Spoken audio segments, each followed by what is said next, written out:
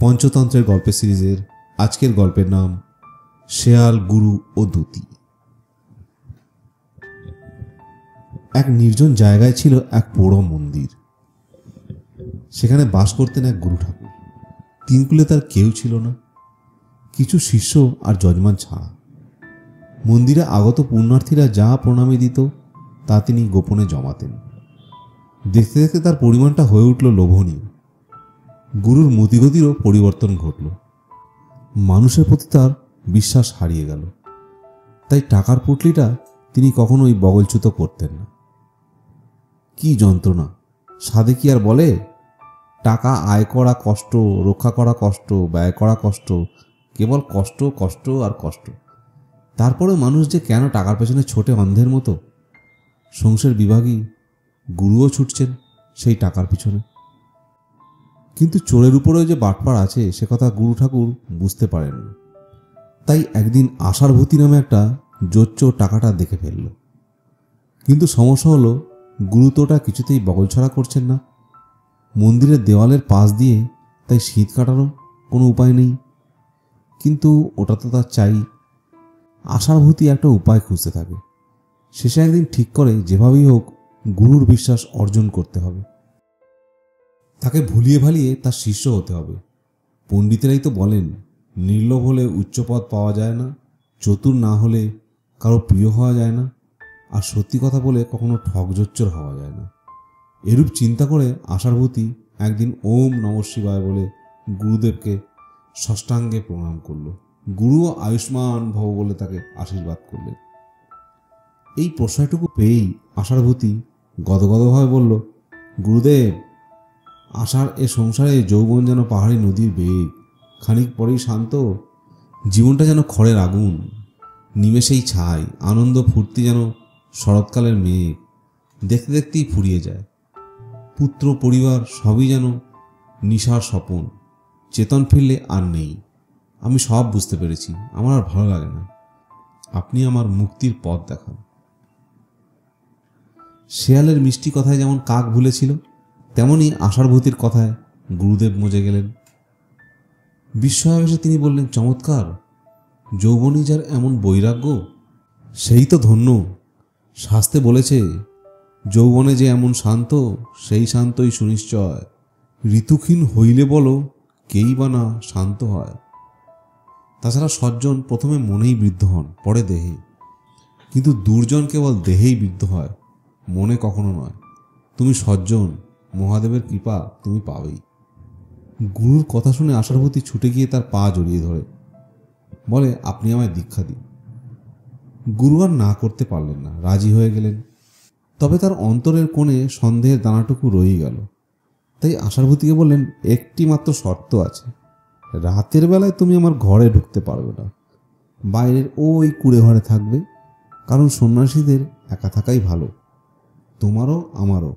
দেখো, শাস্ত্রে বলেছে, রাজ্য নষ্ট কুমন্ত্রণায়, সাধু নষ্ট মেলামেশায়, ব্রাহ্মণ নষ্ট বেদ ছাড়লে, ছেলে আদি খেতায়, বংশ নষ্ট কুলাঙ্গারে, স্বভাব নষ্ট সেবায়, অবদ্ধতায় ভাব নষ্ট, বিষয় নষ্ট অবহেলায়, স্নেহ নষ্ট দূরাবাসে, অহংকারে মেয়ে নষ্ট, টাকা নষ্ট অতিব্যয়ে, আয়তনে কৃষি নষ্ট। আশারভূতি আরও জোরে পা জড়িয়ে ধরে সহৎসায় বলে, গুরুদেব, আপনি আমায় দীক্ষা দেবেন, এটাই আমার পরম পাওয়া। আহার নিদ্রা কোনো ব্যাপার নয়। অতঃপর গুরু প্রীত হয়ে যথাশাস্ত্র তাকে শিষ্য করে দিল। এভাবে দিন যায়, মাস যায়। আশারভূতি পরম যত্নে গুরুর হাত পায়ে টিপে দেয়। এতে গুরু মহাসন্তুষ্ট হয়। কিন্তু টাকার পুটলিটা বগলছাড়া করেন না। তাই মনে মনে আশারভূতি ভীষণ অধৈর্য হয়ে পড়ে। তার কি এভাবেই জীবন কাটবে? এ তো তার কাম্য নয় একেবারে। একবার ভাবে, বেটাকে শেষ করে দিয়ে পুটলি নিয়ে নিলেই তো হয়। এমন সময় একটি সুবর্ণ সুযোগ আসে। ভিনগাঁয়ের এক শিষ্য আসে নিমন্ত্রণ নিয়ে। তার ছেলের অন্নপ্রাশনে গুরুদেবকে যেতেই হবে। ভুরিভোজ এবং উপরি পাওনার আশায় গুরুদেব সানন্দে রাজি হয়ে যান। যথাসময় আশারভূতিকে সঙ্গে নিয়ে তিনি শিষ্যবাড়ি যাত্রা করেন। পথে পড়ে একটি নদী। গুরু বললেন, বৎস, স্রোতস্বিনীতে স্নানটা সেরে নি, ততক্ষণে তুমি মহেশ্বরের এই কান্থাটি সযত্নে রক্ষা করো। এর কোনো ক্ষতি হলে তিনি রুষ্ট হবেন, তাতে উভয়েরই অমঙ্গল। বলে গুরুদেব টাকার পুটলি সহ যাবতীয় জিনিসপত্র একটি কাঁথায় মুড়ে আষাঢ়বতীকে দিয়ে নদীর দিকে যাত্রা করলেন। আষাঢ়বতীও যথাজ্ঞা বলে দুহাত বাড়িয়ে সেটি নিয়ে পথের পাশে একটি গাছের নিচে বসে পড়ল। নদীর পথে একটি ছোট ঝোপঝাড় পড়ে। গুরু একসময় তাতে অদৃশ্য হয়ে যান। স্নান সেরে তীরে উঠে দেখেন একদল মোষ চড়ে বেড়াচ্ছে এবং দুটি শিংওয়ালা মোষ সজোরে পরস্পরের কপালে ঢু মারছে।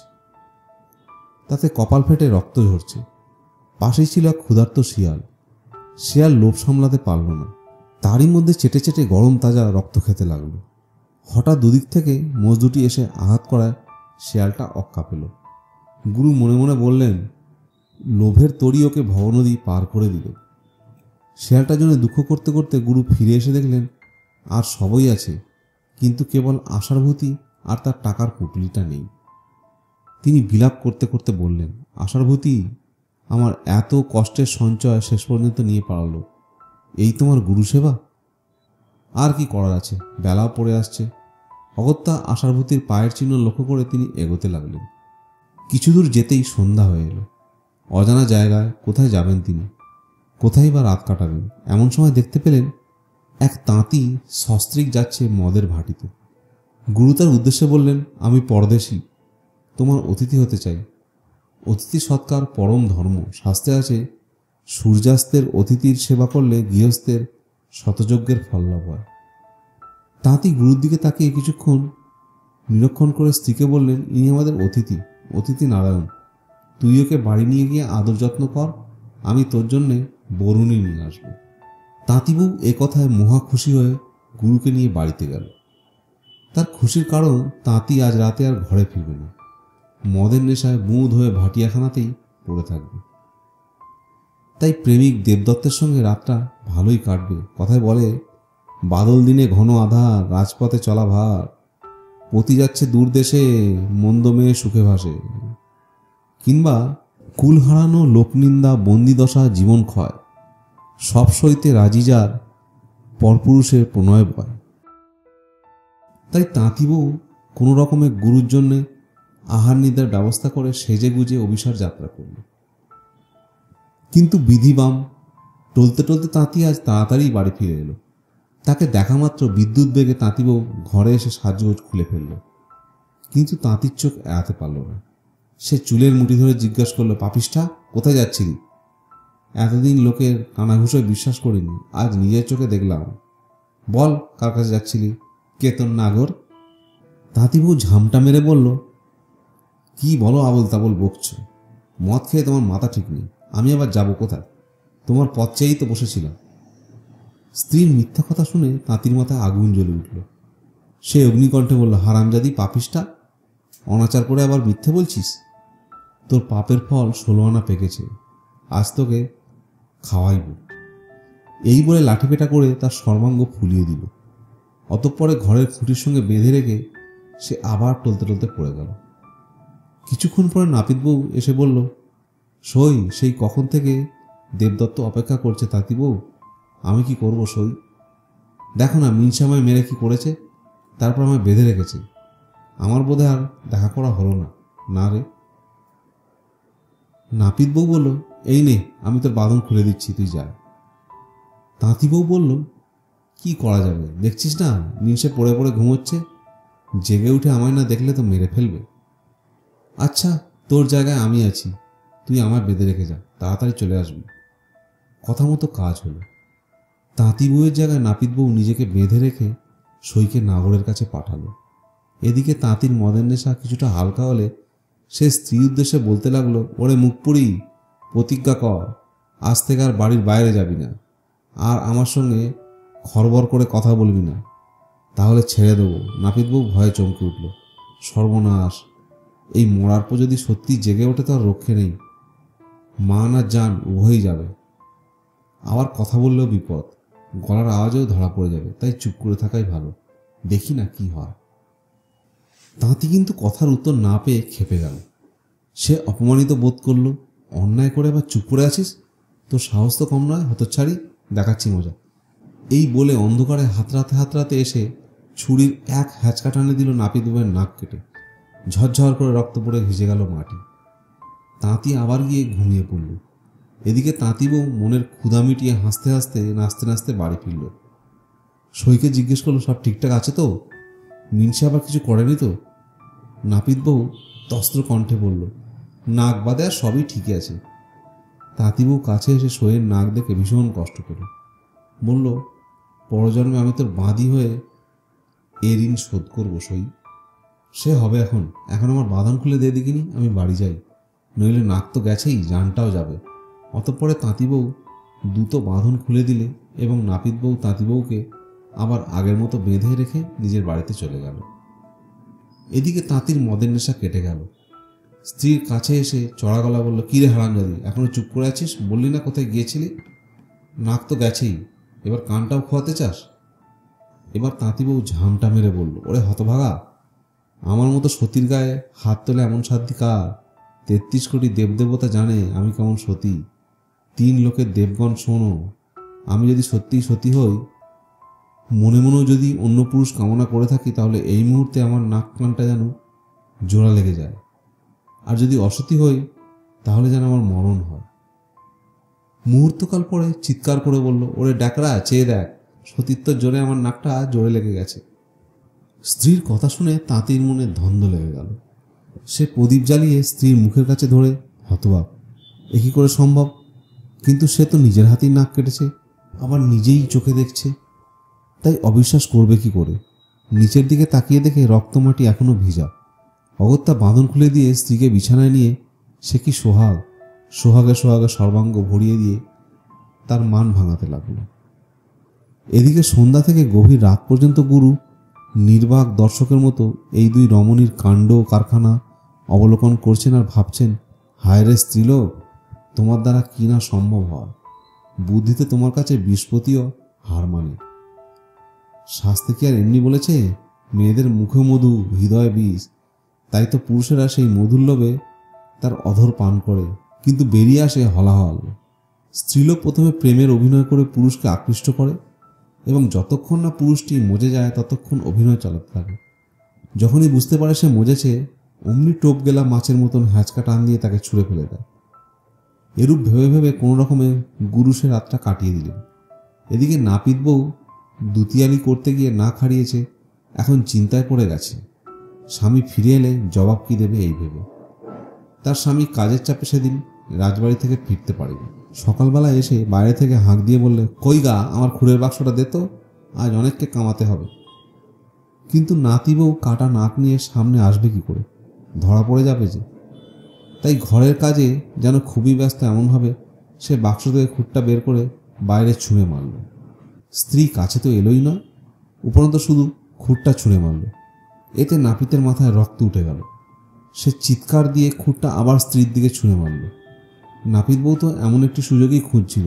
সে সঙ্গে সঙ্গে চিৎকার করে বাইরে বেরিয়ে এলো এবং পাড়ার লোককে ডেকে বলল, তোমরা দেখো, মিনসে আমার নাক কেটে দিয়েছে, তোমরা এর বিচার করো।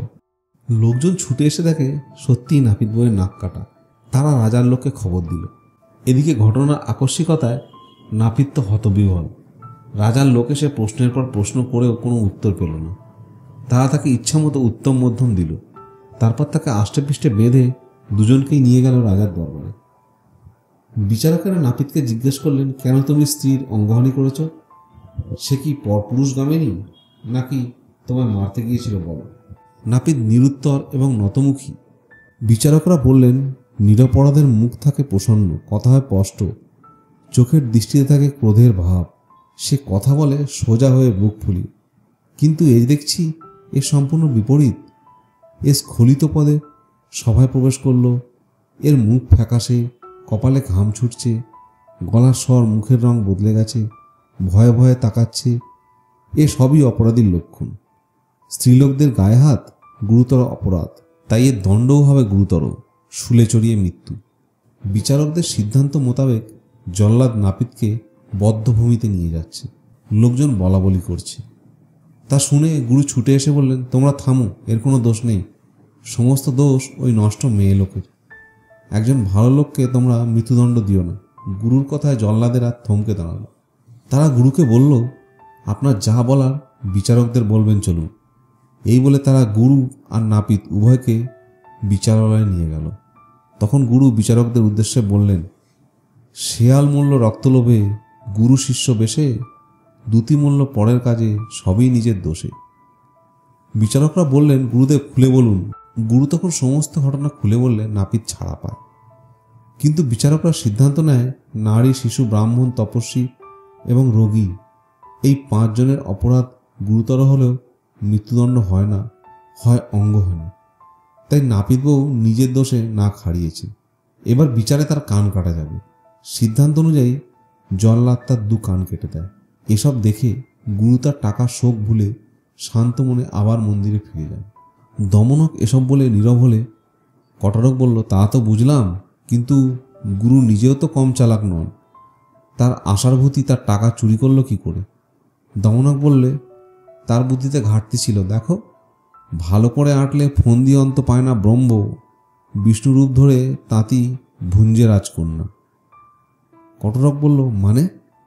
দমনক বলল, বলছি শোনো। আজকে এখানেই শেষ।